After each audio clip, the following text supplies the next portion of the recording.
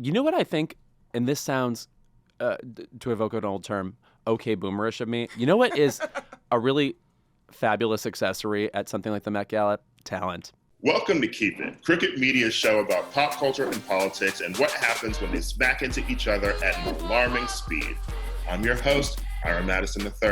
I'm a television writer and Fall Out Boy fan. I'm Louis Fertel. I'm a TV writer and Jane Fonda historian. Let's get into it. And welcome back to Keep It. I'm Louis Fertel, and you're about to hear an unfamiliar voice. Please brace yourself. Hello. I'm Kendra James. Keep It producer. Executive producer. Pardon me. My God, I feel crazy for demoting you like that. Also, former Jeopardy alum. Yes, twice. Yes. Now, tell people how that's possible. So long story short, my dad entered me unbeknownst to me when I was 9. I was the only child at the test who knew every Star Trek alien in the category they gave us. And then I ended up on Jeopardy by the time I was 10. And so you were on once. That would have been Yes. Kids Week. Yeah, so I was on the first ever Back to School special hosted by Alex Trebek. Yes. And then to celebrate what apparently was some sort of momentous occasion, they had us back a decade later to celebrate our 10-year anniversary. So I was on again at the age of 20. I hope you're on every decade for the rest of your life. The way Barbra Streisand gets like one top 20 album every decade. They've missed. I'm 35 now, so it would be 15. I don't know if they're holding till 20. And now I've missed the last opportunity to see Alex again. Right. I should say Ira Madison is not here right now, but you will hear him during our interview segment today with a guest I am so excited about. I'll talk about how amazing she is anyway. But it's a crazy week. First of all, these writers are on strike. And by the way, I'm one of them. Congratulations! Me, Louis, being on strike. Picture me with a sign. I can't wait to see it. What are you going to wear? Well, they kind of recommend you wear red and black. That's what they did during the 2007 strike. So today you're a Delta. Yes. And also, by the way, let's just talk about the color red and how it doesn't belong in this complexion. I feel that, like, for myself, too, I never wear red. Really? And that would be hard for me. Like, if I was told that I had to go out and wear red and black, A, because Delta, but also just because that would not work. No, picture Elle Fanning in red. You can't. It doesn't work. So we're going to have to work that out. I mean, the writers are fighting for a whole bunch of things that are all, look at the list, downright reasonable based on the amount of money being made in all these various channels.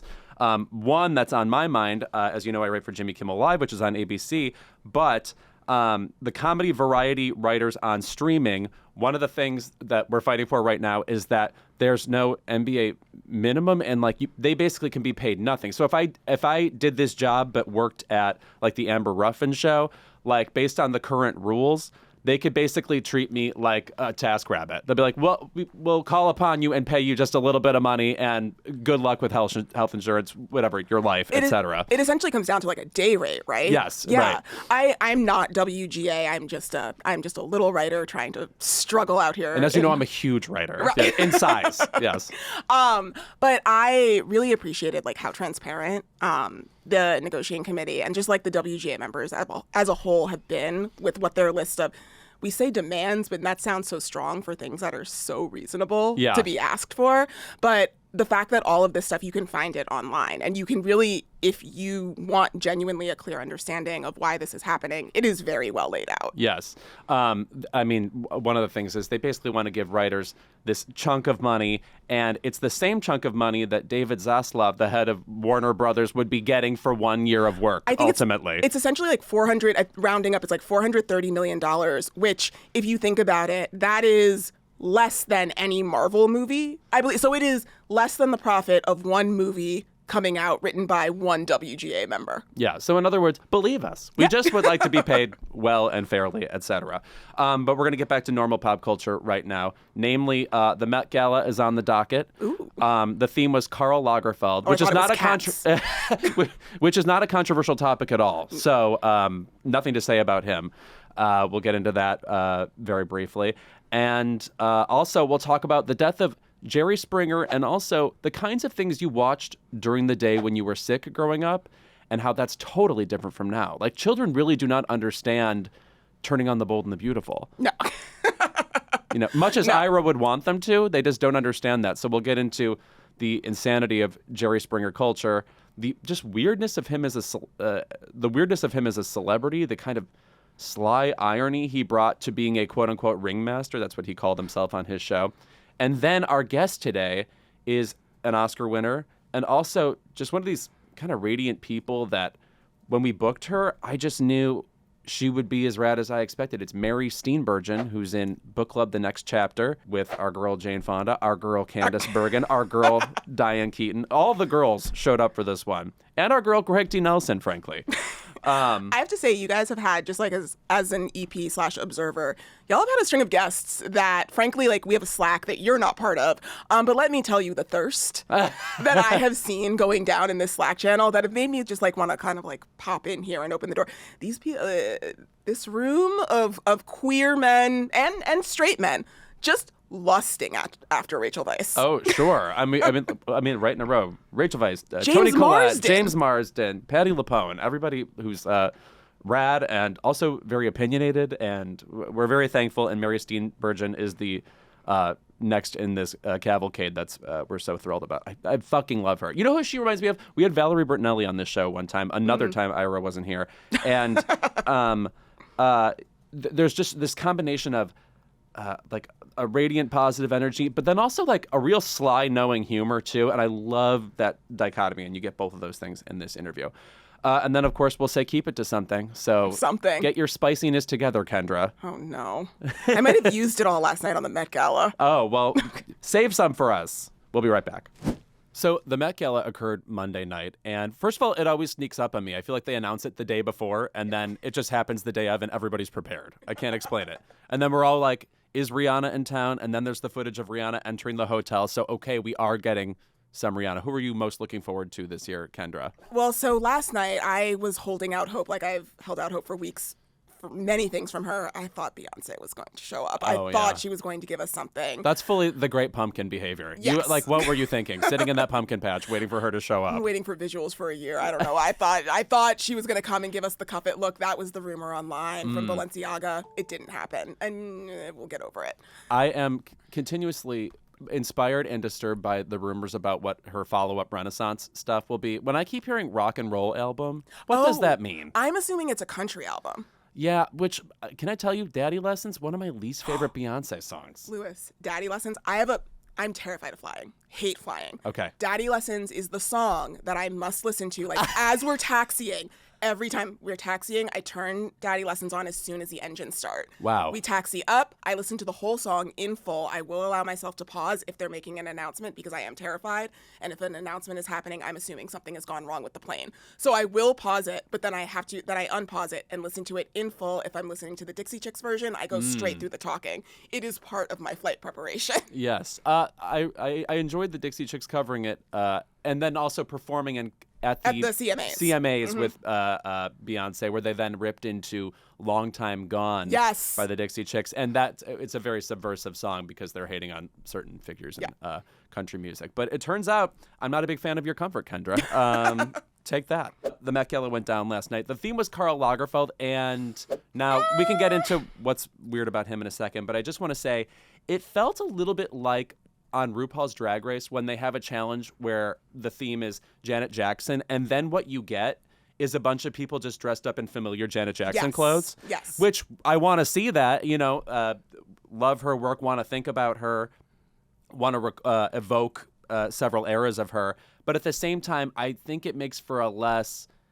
I don't know about inspired presentation or just a less quote-unquote campy version of the Met Gala, which was kind of what we expect now. For me, it felt like, so Karl Lagerfeld has, outside of Chanel, he has his own sort of ready-to-wear line that you'll find in like a Bloomingdale's outlet or a Saks Off Fifth. And for me, the majority of what I saw last night simply looked like we walked into Saks Off Fifth, grabbed something off the rack, and just like, it was because when you're doing Karl Lagerfeld, you have like 4 options: black, white, pearls, beige. Yes. That's it. And that's a lot of what we saw, and we didn't see a lot of creative reinventing of those looks. I also don't feel I heard a lot of people defending the worst parts of Karl Lagerfeld. Oh, no. You'll never meet somebody who is more on the record about how body positivity is bad for the culture.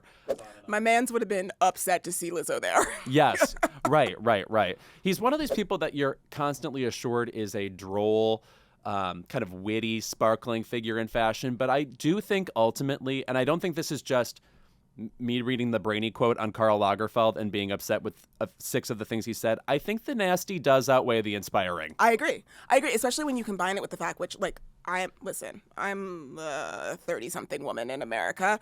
I own a pair of Chanel heels. I own some Chanel here and there. But when you combine it, like, first of all, Chanel, like, the background of it, like, she was a Nazi. We know this. Mm-hmm. And then you have the fact that the, like, main figurehead of the company for so many years was a man who outwardly hated fat people. He did not like anything that was not, like, basically tall, white, skinny Nicole Kidman, shall we say, who wore one of the dresses that he designed for her way back in the day. Yes, correct. To the gala last night. But when you combine, like, those two origins of what this carpet was supposed to be inspired by, it's really hard to defend anything about it, especially when you see the results of what we got. Right. Anna Wintour, one of these people that is constantly telling you how inspiring Karl Lagerfeld was, but I have to tell you, I don't want to say she redeemed herself last night, but I had forgotten that she is dating Bill Nye. Me too. And Oscar nominee Bill Nye, not Bill Nye the Science Guy. It's something that comes up, I would say, every 8 months for me. I'm reminded of it. I promptly dump it because how could that be true? Yes. And we don't see them together until last night. Right. No, he's giving you sophisticated, lightly jaunty James Cromwell. Yes. Who just rescued a pig he named Babe recently. So James Cromwell is still on the Babe tip. Love that. Okay. 1995 is going swimmingly. Let's pick our favorites of the night, first of all. I'm going to start with somebody who refuses to leave her Tower of Hair era, Anne Hathaway. Yes, I've been loving this Versace campaign that I'm seeing everywhere. Yes. Every time I see Anne Hathaway nowadays, not that anybody here at Keep It was ever in denial about the greatness of Anne Hathaway. If we're talking about the 2008 Academy Awards, that would have been my Best Actress pick in Rachel Getting Married. Yes. R.I.P. Jonathan Demme, who we talk about in our interview with Mary Steenburgen today. But Anne Hathaway right now is giving you a lot of, I would say maybe Brigitte Bardot hair, and also, I would also compare it to Bobby Gentry, if you know the song Ode to Billy Joe. Yes. Look her up in the 60s. My God. Yeah. So this woman's about to jump someone off a bridge. The Tallahatchie Bridge, to be exact. It's sort of like we were so unjust to Anne for a long time, and now she is on this hyperbolic climb into the stratosphere and a second Oscar. It was the theater kid energy. Yeah. That's it, and I think which is controversial. I think people don't encounter that in their everyday lives. No, and unless you are someone like myself who like grew up as a stage crew kid, like then I'm just used to it. But even with her, it was just a little much. It was a little cloying. Also, she grew up in the town next to me and had instant success from high school, so maybe I was a little jealous. Who knows? But I feel like it is, with a lot of theater kids, you find that edge, it does smooth out as you get older, or you just learn how to control it more and bring it out in a situation that is more appropriate. Something that, say, Aaliyah Michelle has not learned. Yes. You know what I think, and this sounds, to evoke an old term, okay boomerish of me. You know what is a really fabulous accessory at something like the Met Gala? Talent. Like, I think something that factors in to me loving an outfit is thinking, oh, this person is, I don't know about a genius in some of these cases, like a Nicole Kidman, Anne, whatever. And they somehow make that quality sing on a red carpet. They elevate it. They kind of, become these sort of like godlike figures when adorned with all this stuff. And it just becomes a little bit more meaningful to see somebody that impressive and that sort of insightful as an artist look amazing, as opposed to, look, I'm just saying, like, does anyone get like a surge out of Bella Hadid looking amazing? Well, I think what you're describing is a movie star. Yes. And we don't have a lot of those yes. anymore. Oh, and sorry, so, I'm in tears now. Yeah, yes. So like what you're describing is someone who walks onto a red carpet and understands, this is part of my job. This is a performance. This is not just about me standing here. Because like when you're a model, when you are a Bella Hadid, when you are a Kendall Jenner, like what you do when you're wearing clothes is you are a hanger. You are a rack. You're walking down the runway. You're not the best of our models, the Naomi Campbells, they can put on that performance. We're not really asking, I feel like, that from our current models. So when you see an Anne Hathaway and Nicole Kidman on a red carpet, like giving everything, it really does stand out in a new way. You're right. There's something about models, well, namely like the Naomi Campbell era. I'm talking about like Linda Evangelista. Who else is, Stephanie Seymour, Cindy Crawford, all those, Veronica Webb. There's something about those people that really was working the clothes. Yes. Like you were really studying panache of the person wearing the outfit, and the outfit was not wearing them. Mm-hmm. And I'm not saying that doesn't exist now. Like, models do the job well enough. We want to see them. They're more famous than ever, I guess. George Michael is no longer with us. Right. Prince is no longer with us. Yes, like right. no one is making them work outside of the runway. What is Thierry Mugler getting into a screaming fight about? That's what I want to know. Right. You know what I'm saying? Who's inspiring this sort of rage? Who else did you love at the Met Gala? Okay. I also one of my favorites, and I feel like this is a little basic because she was not playing outside of her wheelhouse. I loved Jenna Ortega in the custom Tom Brown. Yes. So Jenna Ortega sort of evoking the Wednesday Addams viral look. And Screen 6 probably too. I'm sure that's playing into it. She's a girl who likes to have blood on her face. Yes. I did sort of flinch realizing that at this point she is basically doing Helena Bonham Carter cosplay for a living. Yep. Like, has she leapt to that level? That said, it does look good on her. Like, it looks very good. Like, Goth Child has a particular set of clothes it belongs in. Yeah. And she is finding them. And the key here again is, I think, like, again, going back to that sort of theater kid thing, the key is what's going to happen when she has aged out of this. Mm-hmm. And is she going to be able to translate it into something older? Yes. Like Christina Ricci has, I think, very well. Right. And I'm loving Christina Ricci on Wednesday, by the way. Thrilled. Yes. And of course, in Yellow Jackets. I think one of my favorite looks of the night is, of course, Michaela Cole. Yes. Now, she did something subversive which not too many people did. She dressed in this brownish, sort of Nefertiti-looking, gold bedazzled look bodysuit, and it's Schiaparelli. Yeah. And Schiaparelli was basically an enemy of Coco Chanel's by the end of her life. And so it sort of stands in opposition to the legacy of Karl Lagerfeld. It's just a stunning look. She's just when you're watching Black Panther Wakanda Forever, she appears on the screen and you have to like grab your drink. Yes. Yep. This was the best Schiaparelli of the night for me. The other one, the Schiaparelli that made me a little sad because it was so close and then it didn't get there, the Kim Kardashian, which was the sort of, I would say she's wearing kind of a nude skim with no texture, and then she is draped in pearls and beading on top and then also on the bottom. Her bodice, it was very beige. It needed texture. It needed to be quilted. It needed to be studded. It needed something there, but it felt really close to me, and there's something about Kim right now. I've never seen a frame of that show. Mm-hmm. But there's something about her right now as the family, I think, is falling a little bit from relevancy in pop culture. Now I'm rooting for her. Now I want her to do well. Yeah, you want her to have her socialite, like, I matter, get the business sense together and find the way to have another wave of relevance. Exactly. And I'm like, also last night was it was Paris Hilton's first ever Met Gala. And I kind of wanted her, I'm like, okay, Paris is coming. I want you to like show out to your old boss. Like, I want you to have that moment. I'm sure she's had it many, many, many times. But like that, you're watching this thing for like those sort of storylines and those arcs. Right. And that's just one that I had created in my head. You're hoping for a working girl reboot with Melanie Griffith, with Kim Kardashian as the Melanie Griffith part and Paris Hilton as the Sigourney Weaver. Right. Okay. We'll put that into the ozone layer and hope it comes back to us. One look I was super relieved to see in a kind of jaunty menswear looking look is Kristen Stewart. Now, I have to say, aside from Lil Nas X, who we'll get to in a second, I did not find it to be, pardon my French, Kendra, a very faggoty Met Gala.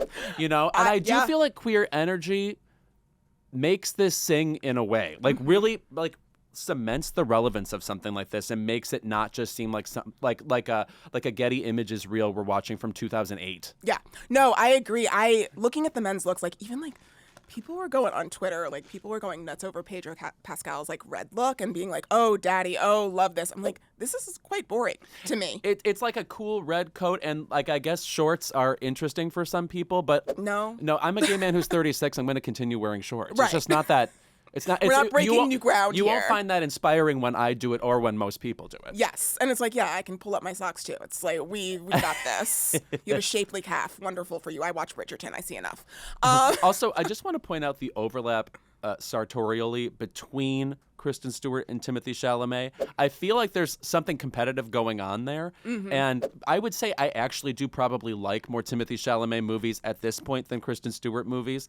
Like, I don't stand Personal Shopper. That wasn't my bag. Anyway, but in terms of fashion, right now, I love how Kristen Stewart is hitting. So she's been a Chanel spokesperson for a minute now, and I have not loved, shout out to Tom and Lorenzo, who, like, if you go to their website, they file everything away for every person. And so you can go through and look at all of Kristen Stewart's Chanel looks. And for me, Chanel does not do punk super well, and she is very much like has been sort of putting that energy out for a few years now. And so her Chanel looks for me have been a hit or miss. This one is the first one that I've really I've loved. Yeah. She does it often at Cannes. Like whenever she's at Cannes, she's in like some sort of Chanel punkish look, and those don't always work for me. I don't know if it's like the summer sun of France. That's just not a place for that. But it really worked last night. Also, there's just something about her where whenever she dies, years and years from now, she should be buried with her hands in her pockets. Yes. You know, it's that kind of shuffling around, a pantaloon, just like bloomers. You know, like she's the only person who kind of can do some Kate Hepburn-y stuff nowadays. Yeah, her and Janelle Monáe in a pair of bloomers. That's a movie. I think of Janelle Monáe still as very much favoring a slim fit, though. Not that Katharine Hepburn was like utterly voluminous, but there's some difference there. I'm thinking like now I'm just dreaming up clothes for them. I'm thinking like a slim fit top and a bloomer. Yes. Janelle Monáe, I could see that. There were 2 pregnancy reveals last night. Correct. One, Karlie Kloss bringing another spawn of Kushner into the world. The good Kushner. If there is one. And I've ranked them all, so just be aware. And then Serena Williams and Alexis Ohanian debuted Serena's pregnancy. So Olympia is going to have a baby sibling. That didn't help the look. Oh, wow. I'm surprised to hear this turn. What do you think went wrong? I didn't love it. I mean, my standard for best dressed pregnant woman ever on a red carpet is Catherine Zeta-Jones at the Oscars. Oh, sure. For me, that is my gold standard. I judge everything by that. And this, I actually really like it from the head on. I kind of get where it was going, but and I think this is just a pregnancy thing. I didn't whenever I was seeing it from profile, it didn't seem like quite well fitted in the back. Like there was that gap that you sort of get, a gap that I'm getting in the dress that I'm currently wearing right now. But I didn't love this. And again, it was that black, she took 3 of the 4 options. She got black, she had white, she had pearls.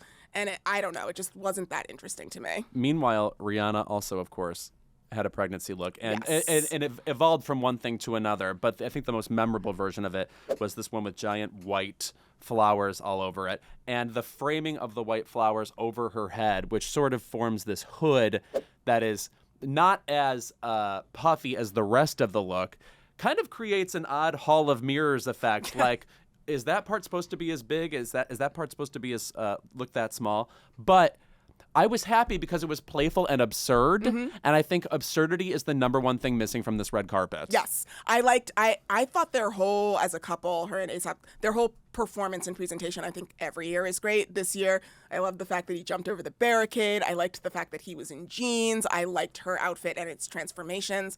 It was just all a very good time. Yes. Jeremy Strong wore a brown kind of constable trench coat and over a minty green shirt. Yep. Said last night in the office Slack, this looked like Carnival Row didn't get season 3, and costumes were on wholesale. It must be said that Cardi B is one of the best looks of the night. 3. Yeah. 3. Oh, that's right. And it turned from one thing into another. She was full Transformers Optimus Prime. I can take or leave the music. I need her in my life all the time, doing anything. I would compare her a little bit to Keke Palmer, and that it's like whatever she does, she comes into a room, immediately it's hilarious. Yes. Like a not trying thing, like the sensibility is so baked in. So like when I'm watching the look I'm looking at is has a tie on it. It goes into this large kind of wedding cake looking look with giant black flowers on it. Already it's not just fashion, it's whimsical in a way because she has whimsy about her. Yes. And this was the second look, the one that she wore up the walking up the carpet. And I thought the first one I was fine with. It was fine. This one I thought was going to be my favorite. And then she dresses in this sort of pink and black. It combines elements from the first look that she walked out of the hotel with and the one that she walked the red carpet with. So it's a pink and black tweed Chanel style suit. That one was my apps. I loved that. Yeah. It was gorgeous. J-Lo came as, she's giving widow chic in this Ralph Lauren look, which is, first of all, there's some color in it. It's baby pink, but it is nonetheless still a color. Yeah. I mean, it's been said a million times. The woman looks the same as she did. This picture could be from 25 years ago, and I say that in a, I'm simply odd way. Like my face is sinking. Yes. I mean, I was like, where is Ben? And then I didn't care. Right. I'm sure he was happy to not be there. She looked, I mean, just even like the amount of side boob that's coming out, there's no place to complain. It's fitted beautifully. It doesn't look like Ralph Lauren too, which I love. It's very surprising. Yeah. You would never guess. Yep.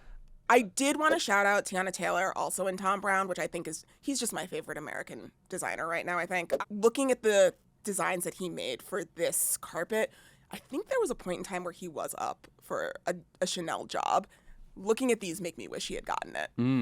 Let me just say about Tiana Taylor, I feel like not enough people are discussing the movie 1001. Have you seen it yet? I haven't seen it yet. It is on my list. All I've heard are good things. I hadn't heard anything about it when I originally saw it, other than she was the starring role in it. This person is about to, like, pop off. Yep. I was unprepared for how gritty is the wrong word for this movie. It is an emotional movie that really becomes believable. Every performance in it, including all of the children in this movie, she plays a single mother in it. It's something is so unforgettable about it, and nothing about the narrative is trying too hard. There is a twist at the end, but I would even find that I find that organic to the story it was telling. I think this movie is really surprising, and I hope it has legs and sticks with us through award season. And to bring it down to the less highbrow level, when her husband, Imani Schuper, was on Dancing with the Stars, she would occasionally make a few like appearances. I knew about her dancing. I knew about My Super Sweet 16. Had seen her around. It was when I saw her on Dancing with the Stars, every so often I was like, oh, she's working that man at home. She's still like there was just something in like her demeanor where I was like, she's coming for us in the same way that Keke Palmer at the time was coming for us. You know what one of my favorite things in that regard is? Throughout the 70s, Angelica Houston would just be at the Oscars with Jack Nicholson. She wasn't yet a movie star. Right. You know, she was like, you know, the model, Richard Avedon News, etc. But there she is, poised with, you know, like a lampshade-shaped haircut. And you're like, well, who's that? Who's that? And then finally she became an actress and then suddenly was an Oscar winner. You're taking in the vibes. Yes. You have to take in the vibes Right. before you can get there. Yeah, we were drunk on her visually already before she became a formal movie star. Tiana, please be the next one of those. Barry Keoghan looked fabulous in a blue-striped Met Gala. He is one of the few actors to me, in a way that we, I think, used to ascribe this quality to Adam Driver, has mystique to me. What is going on with you?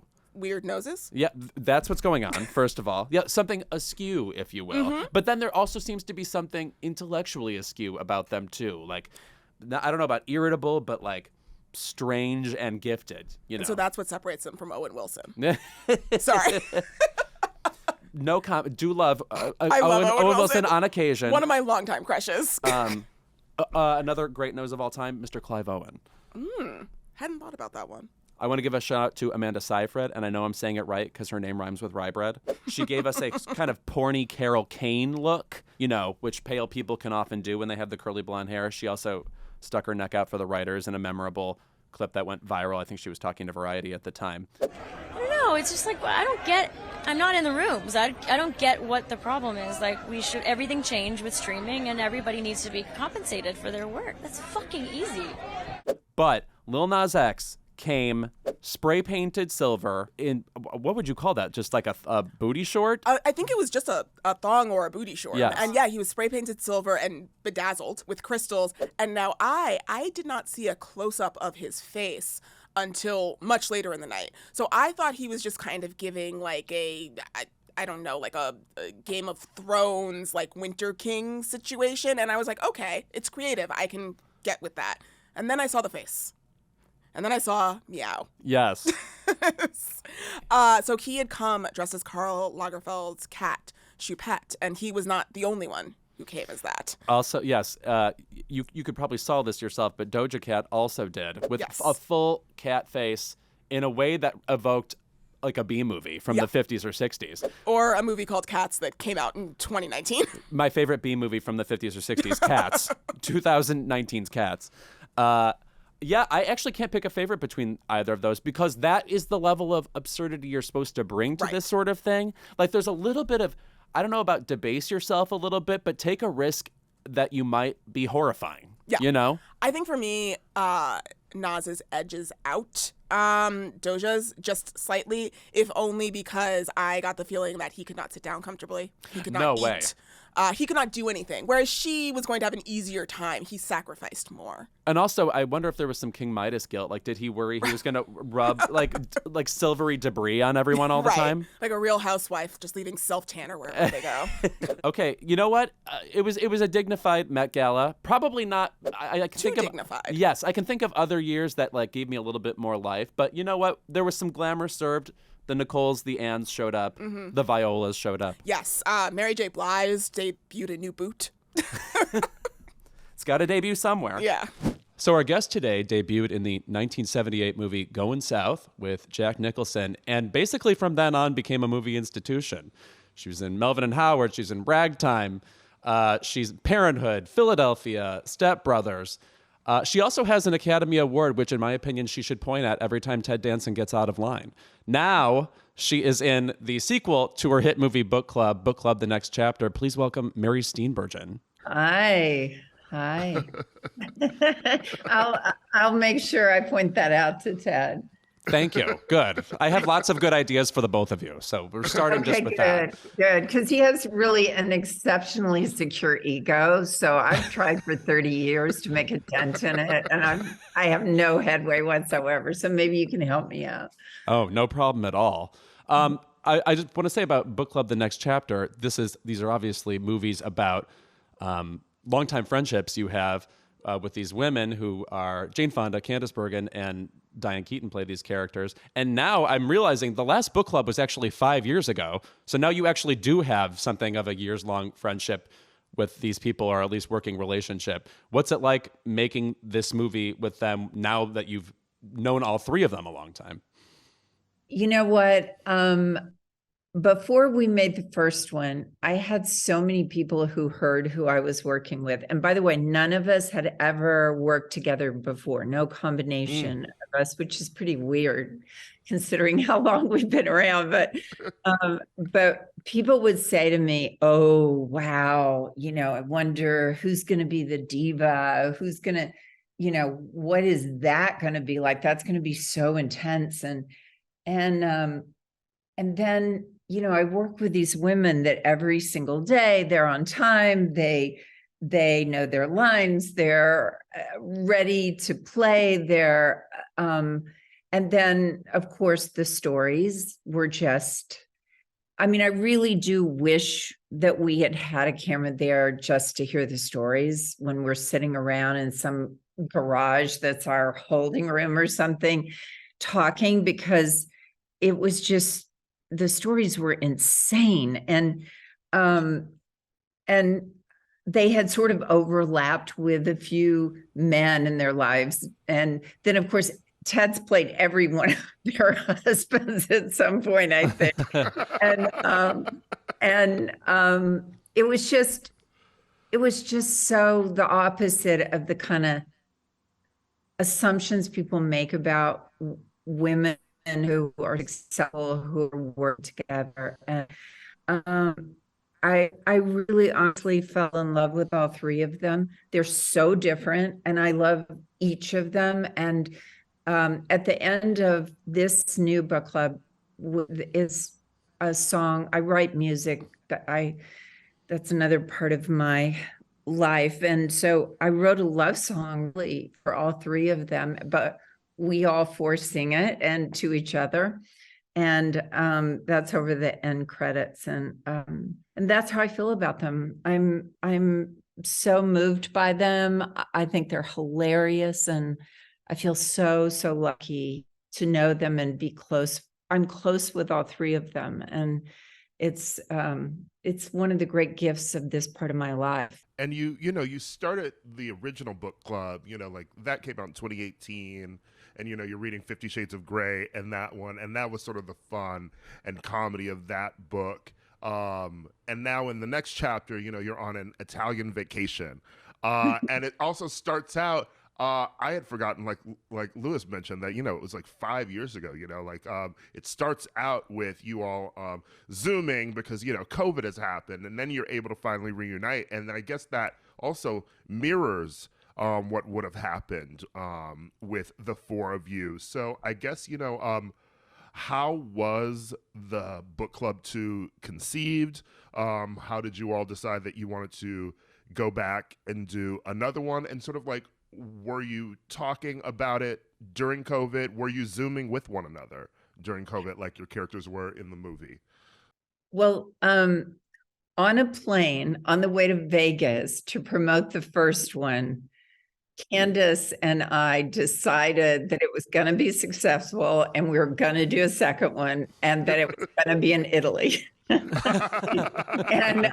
we thought, if we're going to do another one, it can't just be in our neighborhood in LA. I mean, the place that was supposed to be my house in the first one was 2 doors down from a place I had actually lived for 15 years. Oh, wow. When my trailer was parked right outside my old driveway, and my tree kept, like, every time I'd shut the door to my trailer, the tree would kind of almost like try to come into my trailer. And I felt like, oh my God, this is so strange, but then we decided for the second one, we've got to go somewhere fun, so we, of course, picked Italy. And then COVID, and I Zoomed a lot with especially Jane, because we would, be involved in different political things together. So we Zoomed quite a bit. And the first time we Zoomed with Candace, I don't know if I should tell this, but it was just us to catch up and see each other. And Candace had never Zoomed before. This is right at the beginning of the pandemic. And she was I guess she was in her bed or something, and she had her computer where it was just totally a shot up her nose. And we kept saying, Candace, you've got to figure this out, because this is the way it's going to be for a while. And that's not the best angle. So anyway, she's now quite good at it. But what a strange time, man. I remember Ted and I losing our minds over the first kind of big Zoom that we did. It was just something with Tina Fey, and we've had the luxury of working around lighting crews for all these years where we've learned absolutely nothing. And we had this like big light, and we're trying to figure out how to use it and how to do the Zoom. And we're actually getting in a kind of a fight because we're both so anxious about it. It was just pathetic. And then when we finally got the light on and I had my glasses on, there's like two giant reflections in my glasses. So we've definitely come to appreciate the crews that we've worked with all these years, because we are so lame at it. I'm just complimenting us, Ted, and our teenists. Yeah, IT. I watched one of the Zoom interviews you did with Jane over Fire Drill Fridays. Mm-hmm. And first of all, just, of course, fabulous in general. But I hosted a Q&A with Jane a couple months ago, and she mentioned that she literally knew Ted's first and second Wordle words that he uses every time he plays Wordle. So it sounds like you guys got very acquainted. I know, we're very close when you know each other's Wordle choices. Well, we taught her how to do it. And I was thinking about it this morning because today, I've already forgotten what it was, but it was a little bit tricky, whatever it was. And I thought, I wonder if I'll get a call from Jane, because for a while she would call and say, will you give me a hint? Which of course Wordle kind of does do, but she hadn't figured that out yet. And I loved it when she would call, just any excuse to be on the phone with her. But yeah, she's a big grown-up girl now and doesn't call about Wordle.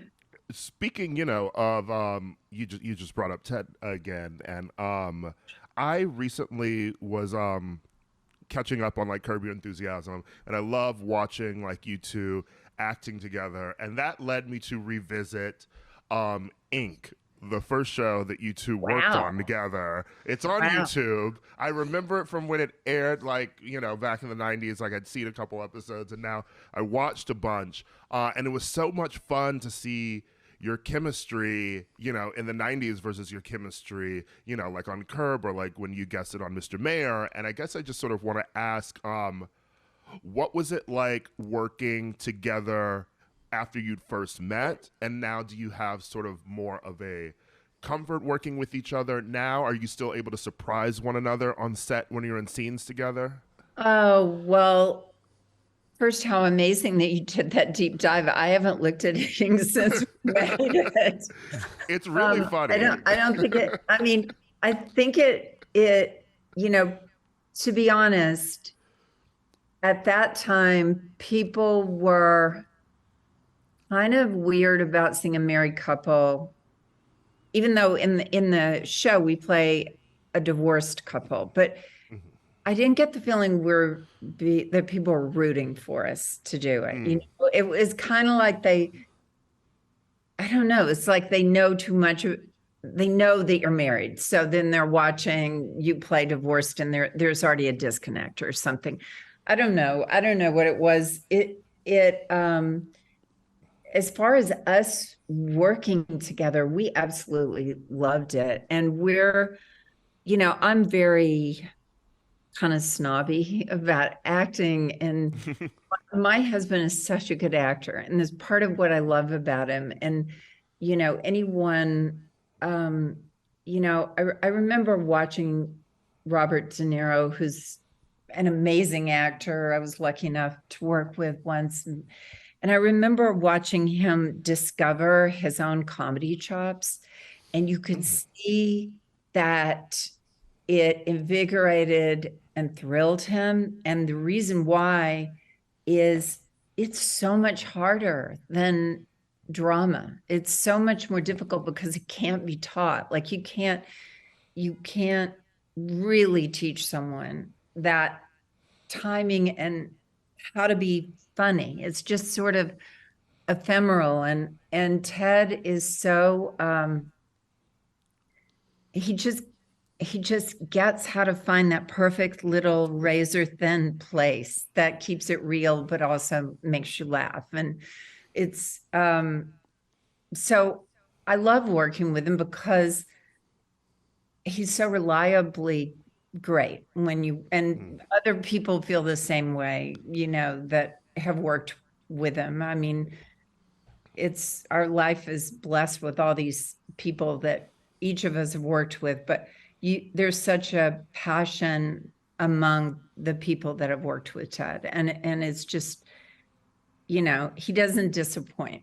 And so yeah, I would work with him anytime. But I do think it's the thing that was great about Curb was that we sort of were playing ourselves, and then some of it was just bullshit because we didn't have a young, you know, pubescent kid at that time, or, you know, we didn't live in the house we supposedly lived in. And there were things that were like us and things that weren't like us, but because mainly in that show, you're setting up some kind of cringeworthy moment for Larry. Yeah. So yeah, it was really fun and wonderful to work together. I'm actually really heartened to hear you say you are snobbish about acting, because I was thinking, it's like, what is the effervescent quality I love, like when watching Mary Steenburgen in movies? And I feel there's just a sense of like, I think, and this ties into you being a musician too. Like you just like love to create and be good. Like I feel like that energy comes off of you. And so my question is, what do you actually find frustrating while you're trying to either act or create anything, music, etc.? What are the most frustrating parts of the actual work? You know, I'm so grateful that I've gotten to do this, and that I've made my life doing this, raised children doing this, 4 kids and now 3 grandkids that are just at the very center of my life. So no complaints, but it is sometimes, and every actor I know feels this, minus maybe 10 people at the very top of the food chain of actors. But if you do something well, then there's this kind of picture that that's all you do. So for a long time, I remember wanting to do comedy and people wouldn't let me do comedy. And then now I think I'm thought of, I guess, I don't know what people think, but but the scripts I get, they're usually funny or quirky, or it's a weird character. So I think the thing that's important that I've learned, I mean, it's really important there's a great director, especially in film, but man, it's writing. I recently, a friend has this amazing screening room, and he and his wife do movie nights, and they showed Melvin and Howard, and I actually had not seen that movie on a big screen since we made it. And it was very surreal to watch I think it was 26-year-old self. And it was kind of, it shook you to your core, not because, I mean, the obvious thing would be, oh, wow, I'm so much older. Do I wish I were that age again? And I didn't feel that. I felt like what really struck me is that Bo Goldman had written such a beautiful script, and that it was such a privilege to say every line. And I remember the delight I took in his creativity. And he also won an Oscar the same year I did for that film. Also, Jonathan Demme, who is just this extraordinary director, had done it. And my friend Jason Robards, who I worked with 3 times, it was our first film together. And there are just so many things that it was like looking, at a photo album you'd never seen before of things and people you love. It was just kind of shook to my core. And I think part of it is just, we get used to seeing things on television or, even smaller devices. And here was this like enormous screen, and I was looking into my own past. And it was it was a big experience. I'm still kind of digesting it. It doesn't make me want to sit around looking at myself. I don't really watch my movies. Like, once I've made them, I tend to leave them alone, and they're just in my memory. So that was a rare experience for me. Lewis and I were literally just discussing Melvin and Howard, which, by the way, is like impossible to find. Yes. But I watched it in grad school. And Demme is one of my favorite directors. And I wanted to ask a bit, what was it like working with him on what was maybe, I think, his like 5th film, where he's still, figuring out, the whole Jonathan Demme thing that everyone loves, to then come back and work with him again on Philadelphia and sort of see the progression of him as a director. And I'm sure Lewis, after that, will want to know about the 1980 Oscar ceremony, too, because I'm looking at the people you're up against, too. And yeah, that Eileen is Brennan. quite a Woo! category. Yes. Yeah. Well, Jonathan was remarkable. He, that script originally, when I first read that script, Jack Nicholson gave it to me to read. Jack was my mentor in film, and Jack was sent that script to play Melvin. And I believe it was, I'm almost certain at that time it was sent to him by Mike Nichols. And so Jack gave me the script as part of my tutelage. He gave it to me to read as an example of a great screenplay. Well, of course, I read it and went, screw that. I want to play that part. Like, I am Linda Dumar. And And so I tracked that script, and at one point it was going to go to someone else, and I asked if I could audition for the then director of it, which was Jonathan Demme, who I sort of met briefly a couple of times, and so I did, and I remember doing this audition, and at the end of the scene, and it was with Paula Matt, and I just remember at the end of the scene, and it was part of the scene. I just didn't do this arbitrarily, but I reached up and gave him like the biggest, most intense kiss, and then I left. And by the time I got home, my phone was ringing, and Jonathan said, "You have to play this part." And I did. It's just one of those times that this really belongs to me, and I cherished it and cherished working with Jonathan. I mean, he was so unique. He would sometimes direct in the most unique ways. Like we had a scene where my character is getting married to Melvin, and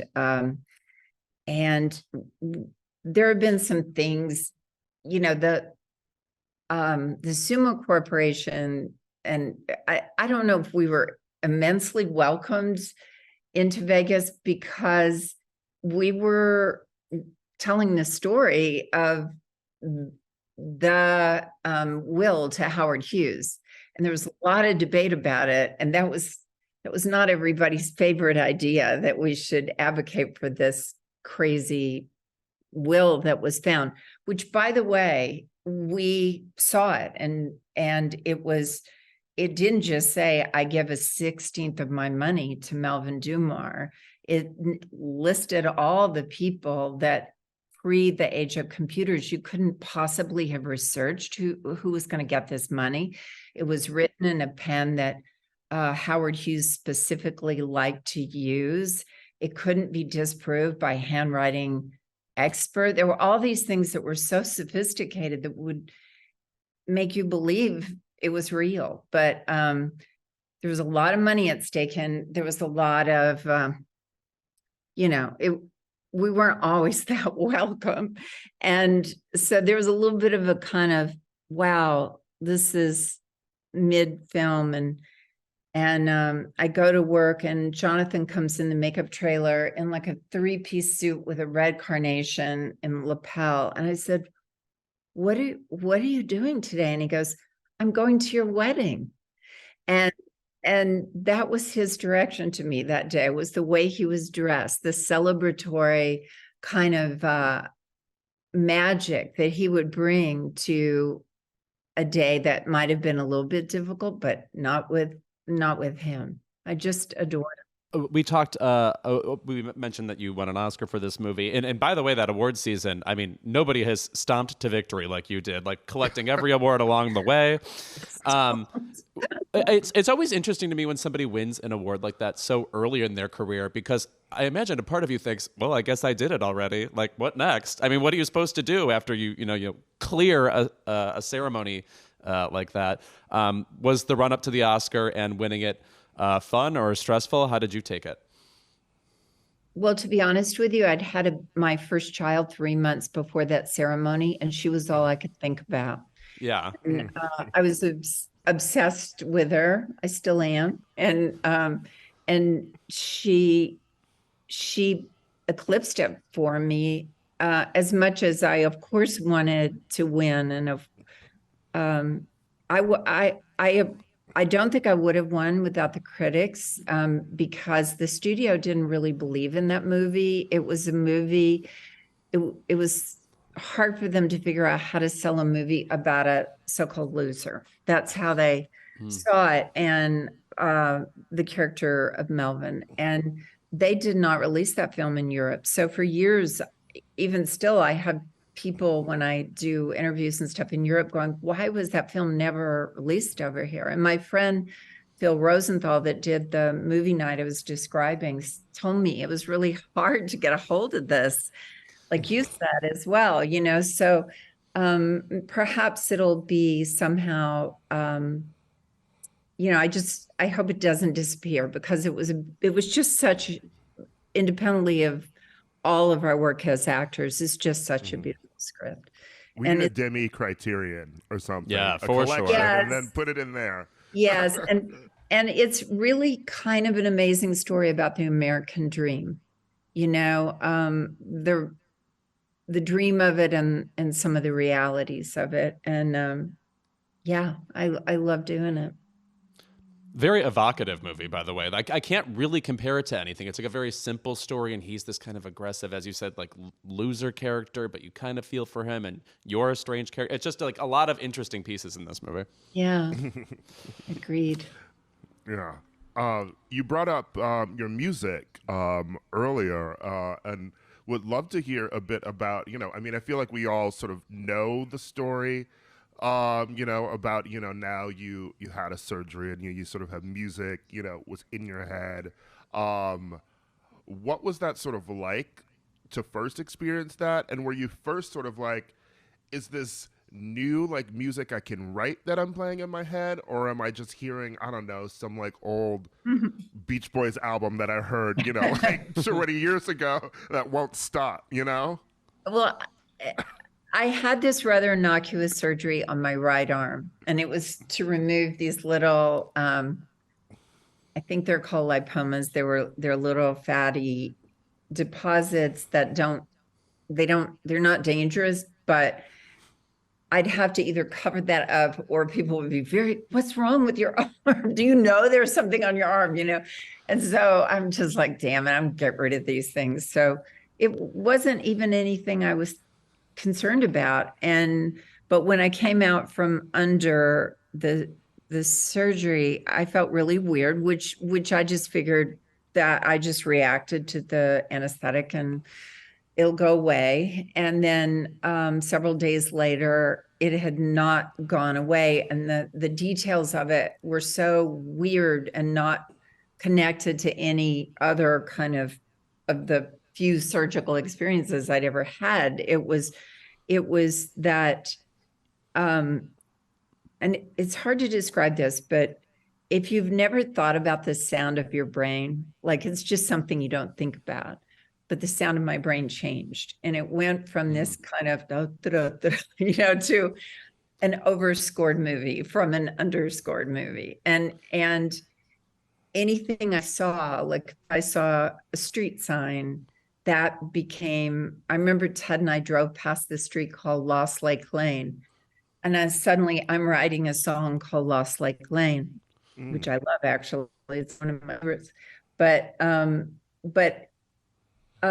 So in the beginning, it was disturbing. I didn't like it. And I honestly think if life had timed out where I was trying to start working right then, which I wasn't, I don't know if I could have learned lines. I was so distracted by the weirdness and the change in my mind. And so when I realized it wasn't going to go away, I just started studying songwriting. I didn't study music. I studied first just the construction of songs. And I really didn't know that much of a difference between a bridge and a verse. And I hadn't paid any attention to it. It had never been a dream of mine or anything like that. It's not that I suddenly got a talent. It's that I got an obsession and a focus, and I could either try to walk away from it, although I'm not really sure how, or I could just finally say yes to it. Because I said to myself, you have 4 kids, you have people that count on you, you have a husband that counts on you, you can't go nuts. So the only other option is you've got to take what you hear and make music out of it. You got to figure out how to do that. So this last 17 years since it happened has been a process of it. And I write for Universal. I write, I just came back from Nashville, Tennessee, where I write a lot. We write some country, but we write all kinds of things for movies and TV and stuff like that. I'm working on doing the music for an animated film. And I've learned to badly play the accordion and the piano, but enough that I can communicate what I hear in my head, usually on piano, or just sing it. And I'm writing with just these extraordinary, gifted people, and it's a hugely important part of my life. And I have friends I never would have had without it. It's just and it's cool. They don't seem to care that I'm way older than most of them. Day before yesterday, I wrote a song with my kids' little half brother, Beckett McDowell, Malcolm's son. He's 19, and we just had the best time writing music. So it's just this weird thing that happened, and I'm grateful. God, what a strange, awesome story. I mean, it's like I can't think of anything else like that.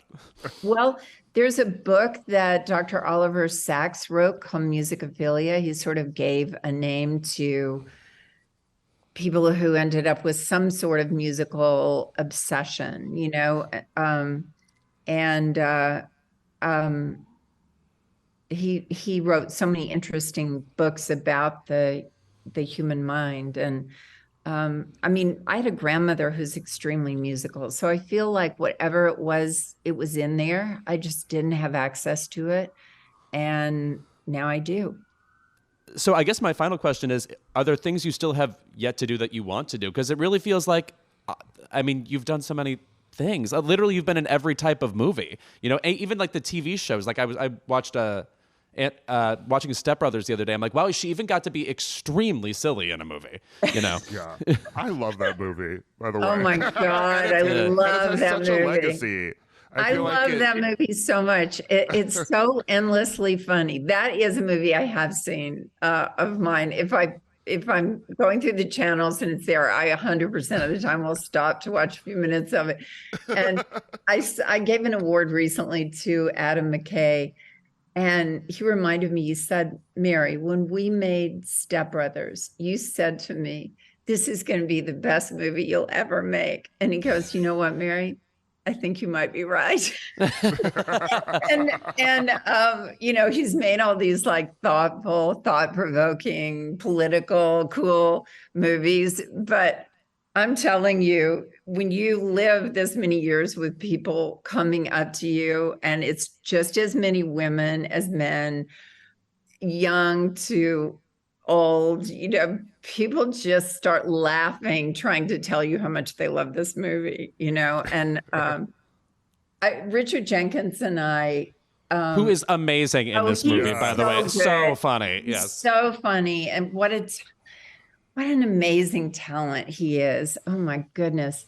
I have so much respect for him. But on the first day, just watching these two genius/idiots do what they're doing, you know, and Richard and I looked at each other, because both of us are comfortable with improv, but we don't have that thing that they have of just, it's so fast, it's so comedically gold, you know, and we were so dazzled, but we were also like, what are we doing here?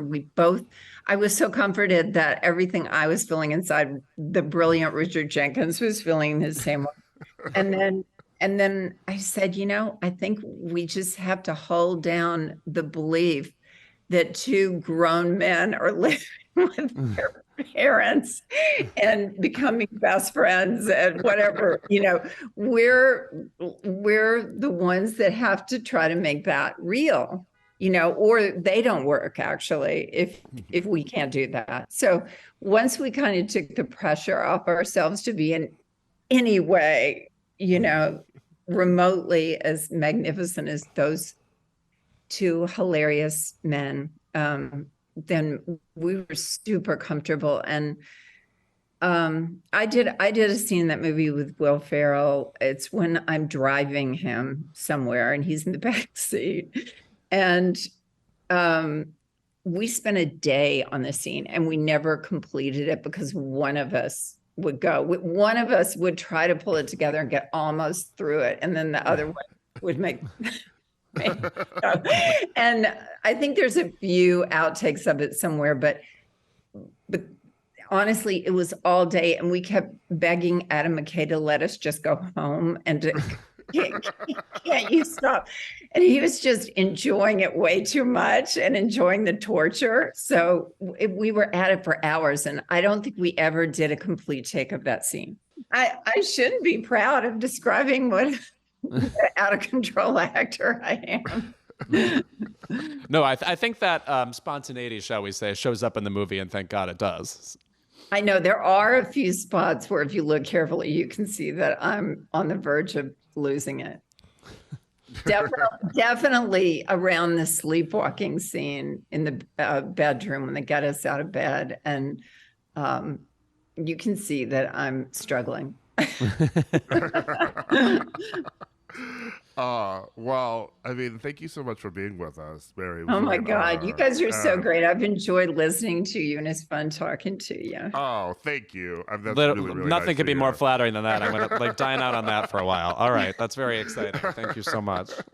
You never know who's out there listening to you, do you?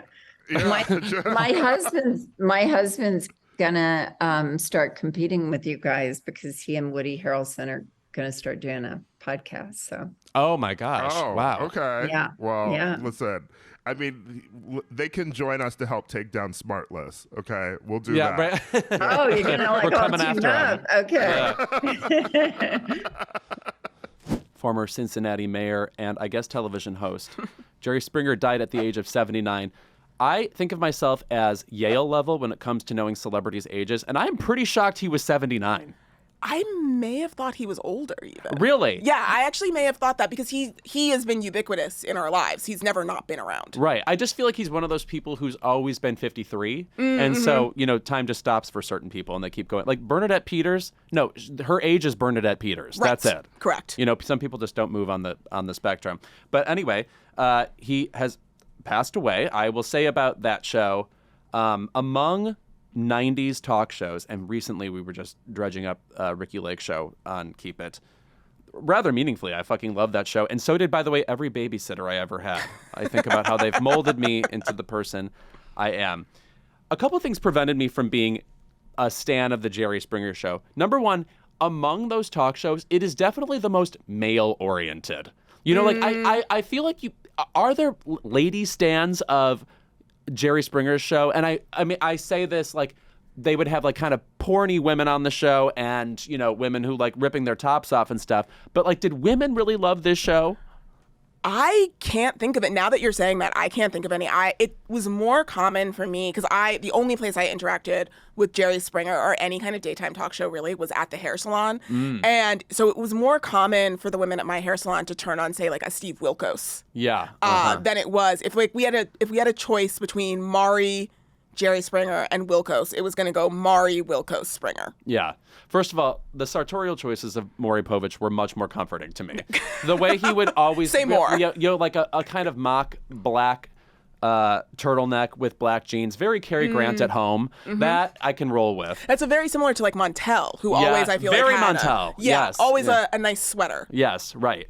Quiet dignity to that. The thing about Jerry Springer was, so as crazy as an episode of his show would get, the craziness never had anything to do with Jerry. He might pop in with a droll aside the way Pat Sajak does on Wheel of Fortune. And by the way, God, among Republicans, guys, he really is fucking hilarious. I didn't think it was possible. I didn't think it was possible. But the weird thing about Jerry Springer's show is as things would intensify and, Klan members are throwing chairs at, actual Jewish people or whatever is happening on the show in an ugly, extreme way, people would then scream Jerry's name, and he literally is kind of just standing idly by. It's so weird to me what people were rooting for in Jerry while watching the show because they loved his one sort of ironic detachment from what was occurring, his unshockable nature. But then additionally, it was like, I almost can't explain it. Why? Like he didn't do a lot on that show, and people stand that. So it's so interesting that you're saying this because, again, I didn't have much interaction with the show. And for me, that chant of Jerry, Jerry, that is distinctly associated with, like, fights. I assume that they're chanting that as a fight is happening, and they're chanting for him to break up the fight. Oh, I think, wow, you really, your faith in the human race is astounding. You're giving Malala right now. Thank you. No, because that is kind of what I thought that chant meant. But so they're just chanting it because they're excited to be there. Right. They've got to scream something, and Jerry's like the warlord of it. Right. What's interesting is I've heard several stories about how he's like a kind of a brilliant, knowledgeable person, Yes. even casually. And it's not that I don't believe that, but when he gave quotes about this show, he would routinely, like, kind of jokingly apologize for it, say things like, oh, I hope hell isn't too hot, like I burn easily. And I find that a little sheepish and not quite respectable. Like, he just truly never owned the show. Oh, you want him diving into the fray? Yeah, I would love him being like, no, we need this show for this reason. I mean, that would be an astounding thing to say. But it's one of those things where when that show started, it began as a mostly political show. Right. And then as, the ratings dipped, can you believe it? They thought, well, what if people were injured on air? What if it became, what if we had to blur out every other frame? There's something... In fact, Jerry Springer is the definitive show where when you were flipping channels in front of your parents you had to, in the 90s, you had to run. You better hope you don't get even a millisecond on that screen. No. I would have heard about it for days. And then, like, even watching, like, if I had been caught watching Jerry Springer, I think, then, like, for days afterwards, I would have been regulated to PBS only. And we didn't have cable. So, like, it would have been, like, I wouldn't have even been allowed to watch, like, Fox Kids after school. Wow. If I had stopped there. You'd be watching Zoom and Zoom alone. Yes. I wasn't even allowed to watch, like, Batman the Animated Series. Oh, it is a pretty dark show. Yeah. That was outlawed for me in my house. What, when you were sick at home, which is, I guess, how a lot of people became Jerry Springer fans. Though I also remember seeing it late at night, too. Yes. Probably syndicated. It would come on WB at, like, 1 a.m., 2 a.m. This was, like, towards more, like, middle school, high school for me. Yeah, I'm thinking of things like Wild on E or The Howard Stern Show, and there was just that whole, I'll call it dicey block of television that began around then. Yeah, that's when I turned to Lock Up on MSNBC at that point. That was my late night viewing. That sort of predates the like murdery podcast world, does it not? Yeah, Yes. that is where I learned about Joe Arpaio, like years before anyone was talking about him. Wow. Yeah, I was in. I knew. So during the day, you're sick. Yeah. What's on TV?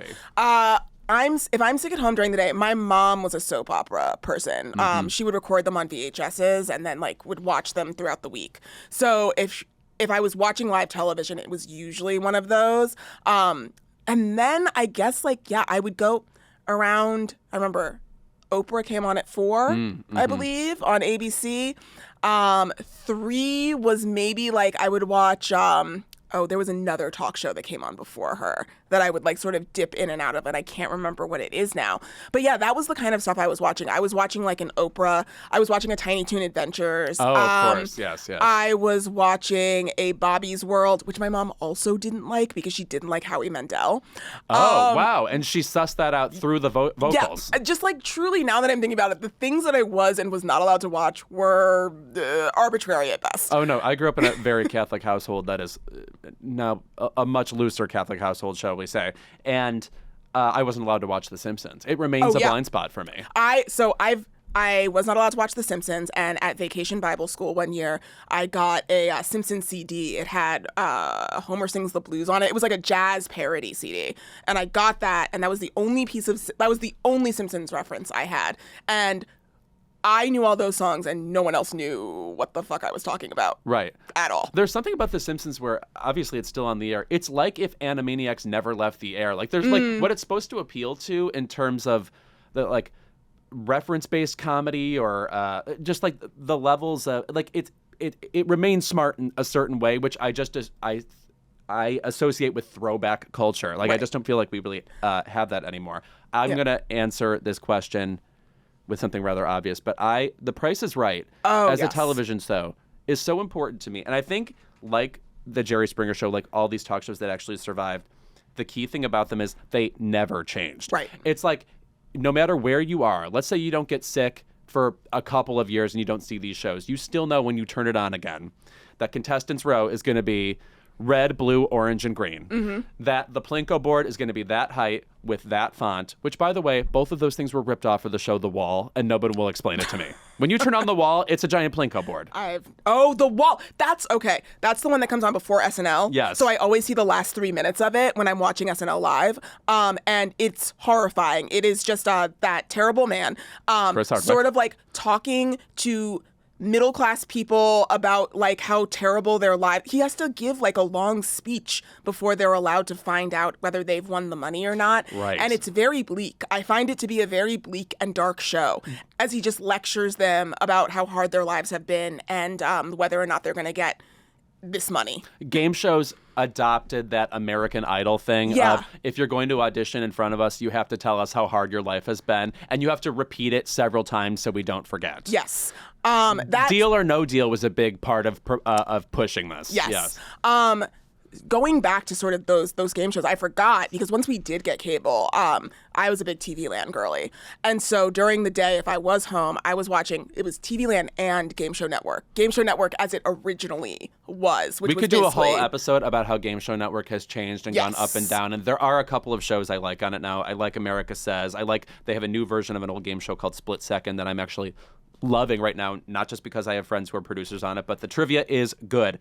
But like Once Upon a Time, it was really a good tutorial about television of the 60s and 70s. Yes. Like you would see everything from Hollywood Squares to Match Game. I loved Card Shark. Card Sharks is great. I love the one where the slappy man, which I still Press watch. Your Luck. Yes, Press Your Luck. I still Which- watch that on Saturday mornings sometimes now. And obviously there's the Elizabeth Banks version now, but there's Yes. something about Press Your Luck that is so Coke 80s. Yep. You know, just like I marvel at that show if people remember it, because one, animated whammies would just take your money and you would have to sit there as they dance to Billie Jean while taking your money. It's like a crazy show.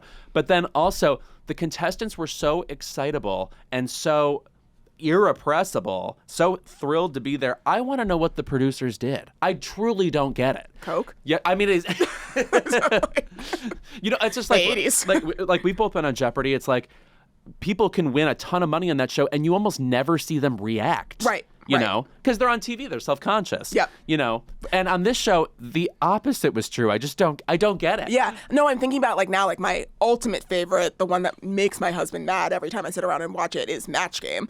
And those people, they're so calm as they're telling their life stories to that host, and they're just so relaxed. And it's so weird because, they're interacting with all of these celebrities and they're really not showing how excited they are. And I have to assume it's a big deal for them. Right. I want to say on Match Game, if you're a contestant, there's something relaxing about the fact that the celebrities are doing the heavy lifting. Mm-hmm. The host is going to go to them not just for funny answers, but for badinage about their lives. And if we're talking about the 70s one with Charles Nelson Riley, one of the great gay TV personalities ever, Brett Summers, Betty White was of course featured on Match Game.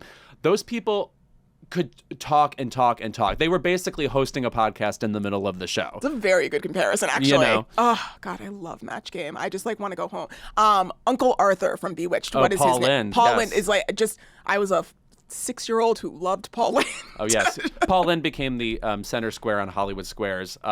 By the way, that's a show that should be brought back. Agreed. We did.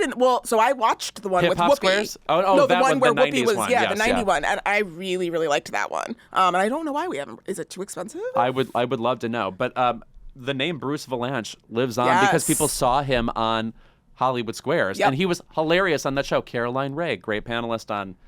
it's just a good place to put 9 people who are legitimately funny. I guess the new At Midnight reboot we're getting contains a little bit of that. Mm-hmm. And in that, the funny people get to be funny, but also I believe there's a staff of writers who are giving them funny answers in case they don't want to bring them. And also it will be the same 10 people that you can hear on every podcast that records in LA. That's correct. Right. Natasha Leggero, we look forward to seeing Yes. you. Tweet at both Kendra and me if you have daytime things we're totally forgetting about. But really, the game shows and the old television were really it for me. Yeah, that and then the smattering of cartoons, Animaniacs, Hysteria, Right. Pinky and the Brain. Precisely. Yeah. Precisely. We'll be right back with Keep It. Now, Kendra is one of the most dignified people I know. But welcome to Keep It, the segment of Keep It, where we're mean and resentful about things until somebody or someone to keep it. Oh, it's not unusual for me to be mean and resentful, but I'll see how I do compared to you guys. Okay, the good. professionals. Well, you're invited. Thank you.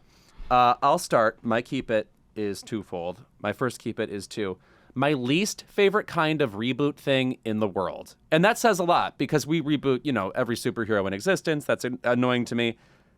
Christopher Robin R-rated hybrid comedy series in the works. The world is developing Christopher Robin, an R-rated comedic reimagining of A.A. Milne's beloved characters, Christopher Robin and Winnie the Pooh, as a television series. First of all, we just got that Winnie the Pooh horror movie this year, this low-budget, like $100,000 movie, which apparently some people enjoy. The public domain I'm sorry, I now believe in things like dictatorial control. Some people shouldn't be entitled to it. I don't want, it's in the same way that we get like a Peter Pan reboot every year and they're, the movie Pan, for example, not that inspired. It's just the least imaginative version of a spin on this thing possible. Like, you thought it was positive and upbeat. No, it's not. It has the feeling of when somebody writes a comedy pilot to get hired as a writer, and they're like, in this version of The Middle, Patricia Heaton goes to hell. It's like something zany you write so that somebody who thinks you're an off-the-wall writer gets you hired on some sitcom. It's just a contrived, very mid-2000s idea of novel. I cannot stand it. Yeah, I don't understand why we would need that. The Disney movie that they made, the Christopher Robin one with Ewan McGregor, that made me sob. Right. And I don't need anything past that. That was a sad tale. Yeah. Yes. And Ewan McGregor, very good at on-screen melancholy. What was such a good movie that nobody ever talks about? I Love You, Philip Morris. Have you ever seen that movie? Not forever. With Jim Carrey? Yes. Very good. I was very surprised by that movie. And then also, I'm going to give a keep it, unfortunately, to John Mulaney's new special. Oh, no. Yes. His new special, Baby J. Obviously, talented comedian, somebody I want to see. There's like a reliable intelligence to him that's a lot of fun. I felt he was just skimming the surface of his addiction years and the problems he's had that are obviously well documented in the media by this point.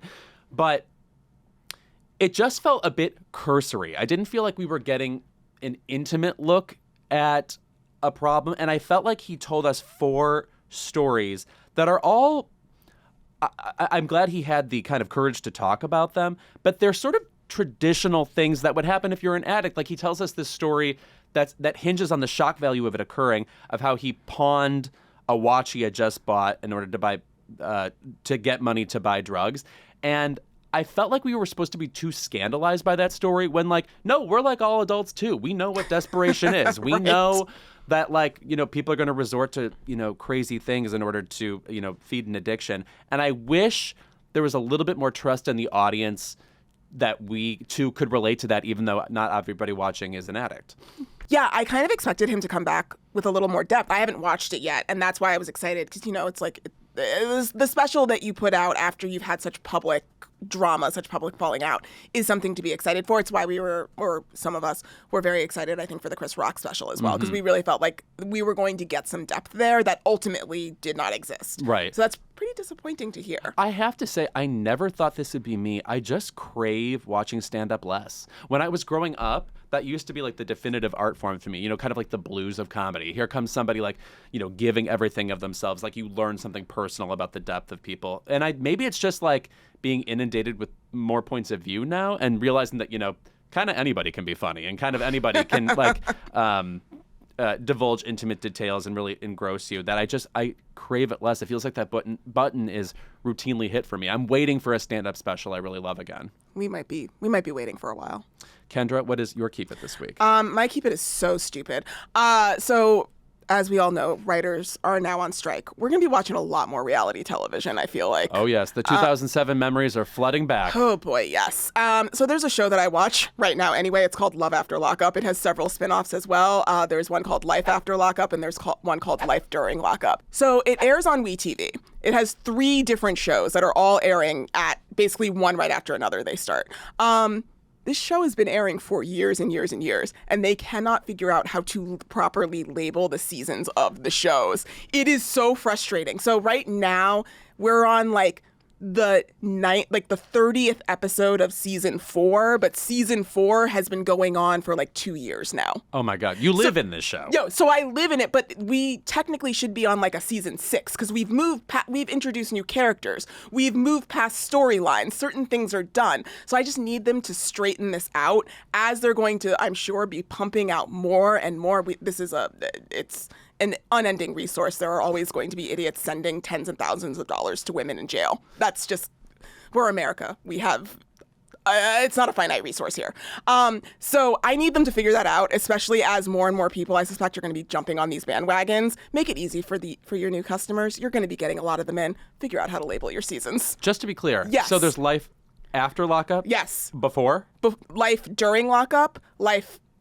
So there's love during lockup. Yes. Love after lockup, life after lockup. We are really, there's no other time options left. No, they've covered it all. They've covered you're meeting them while they're in jail and you're sending them money. You are meeting them in love after lockup. You're meeting them as they get out of the jail. You're going to go pick them up and you're starting your life together. And then in life after lockup, you've already sort of been established for a while and you're just living life and dealing with addiction and getting abortions on television and doing it's actually... Yeah, I like it because I feel like it shows a side of life that you don't often see if you're not someone that you're having to interact with the system of incarceration in America. But also it's really stupid and fun and I love it. And there's a woman named Indy who got spiritually married. There was somebody named Indy on a show I was just going to bring up, Big Brother, where it reminds me of, if you want to, you can just give your entire life to this one series of shows. Mm-hmm. You know what I mean? Like that's its own pop culture unto itself. And if you look for it on Twitter, it's, for some people, all they talk about. Right. So you can really lose yourself. It's like a cult. And what's crazy is Matt Sharp, who produces this series of show, so guess what else he does? All of the 90 Day Fiancés. Those are all his. This man is I have given this man so much money. David Zaslav, it should be Matt Sharp at the top of Max. I'm getting like David Geffen, Aaron Spelling vibes from this person. Yep. Just like mastermind of an entire like hemisphere of our brain, basically, at this point. We only talk about Andy. We don't talk about Matt. We don't talk about Mona Scott Young. There are others out there. Oh my God. Okay. Well, I'm afraid to start. I feel like I won't stop. This is what prevents me from really beginning Housewives. I'm like, well, I guess that'll just be the end of my life. Well, I ran into you at High Tops the other day, which tells me that you could get into Beverly Hills. You think so? Yeah, Sutton's there all the time. You're going to run into her in the wild. Right. Yeah, you might as well be watching the show. Okay. Oh God, I'm bracing myself now. Kendra, thank you so much for joining us. Of course, thank you for having me. I'm sorry I didn't do the homework. Say what? Please. Your Met Gala knowledge was Jeopardy level, as it should be, because I believe they will call you back soon. I lost twice. I'm happy to go back and lose a third time. That's Keep It. Thank you to the amazing Mary Steenburgen for such a fabulous interview. I hope you guys loved it as much as we loved talking to her. Send us your Met Gala opinions, because I don't think I'm done thinking about it either. No. And we'll see you next week.